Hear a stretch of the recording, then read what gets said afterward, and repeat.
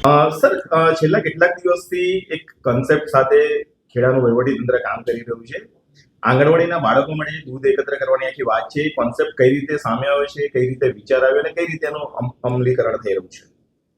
હું આપને બતાવું, ખેડા જિલ્લામાં જે બાળકોમાં કુપોષણ છે એ ગુજરાતના બીજા જિલ્લાઓ કરતાં અમારી ચિંતાજનક સ્થિતિ છે. એના લીધે અમે વહીવટીતંત્રે નક્કી કર્યું છે કે જન આંદોલન એમના એક સોલ્યુશન છે કે જો અમારી પબ્લિક તરફથી સહકાર મળે, સામાજિક સંસ્થાઓ તરફથી સહકાર મળે તો અમે સારી રીતે લડત આપી શકીએ. તો અત્યારે અમે એને ગામનો નિર્ધાર સહકારથી સાકાર નામ આપ્યું છે કાર્યક્રમને. અને 650 જેવી જે જિલ્લામાં દૂધ મંડળી છે, આ મંડળીઓમાં અમારું આશીર્વાદ પાત્ર જે પવાલી છે ત્યાં રાખવામાં આવે છે. અને સ્વેચ્છા મુજબ પશુપાલકો ત્યાં 10 ml, 20 ml, 50 ml, કોઈને શ્રદ્ધા હોય તો 100 ml જેવું દૂધનો દાન કરે છે. અને નિયમસર આ દૂધ આંગણવાડીમાં જે કુપોષણથી પીડાતા છોકરાઓ છે એમને પ્રાયોરિટીના ધોરણે વિતરિત કરવામાં આવે છે. અત્યાર સુધી અમે 6 તાલુકામાં આ પ્રોગ્રામ ઓનબોર્ડ કરી દીધું છે. કાલે અમે ગળતેશ્વર અને ઠાસરામાં શરૂ કરી રહ્યા છે. અને એક અઠવાડિયાની અંદર 650 મંડળી બધી અમારી 2000 આંગણવાડીમાં એની લાઈન લિસ્ટિંગ થઈ જવાની છે. પેરેલલી અમે આપને બનાવતા આનંદ થાય છે કે ખેડા જિલ્લાની અંદર 20,000 કરતાં વધારે સરકારી કર્મચારીઓ, અધિકારીઓ, એનો સ્ટાફ છે.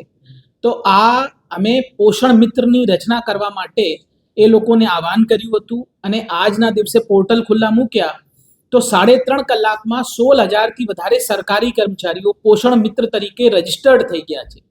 આ સ્વૈચ્છિક રીતે વોલેન્ટિયર બનવા આગળ આવ્યા છે. એ લોકોના પરિવારમાં કોઈ પણ સારા પ્રસંગ થાય, કોઈનો જન્મ થાય, કોઈના લગ્નતિથિ ઉજવે અથવા જેને એને પ્રસન્નતા મહેસૂસ કરે એ દિવસે નજીકની આંગણવાડીમાં જઈને એ લોકો યથાશક્તિ દાન કરશે. અને દાન સિવાય જો સ્મૃતિ એ છોકરાઓ જોડે સ્માઇલ શેર કરશે. અને આંગણવાડીને પણ એવું લાગશે, કાર્યકરોને, કે સરકારી અધિકારી, આમ પબ્લિક અમારે કામમાં રસ લઈ રહી છે. તો એનાથી કુપોષણમાં ઘટાડો મળશે.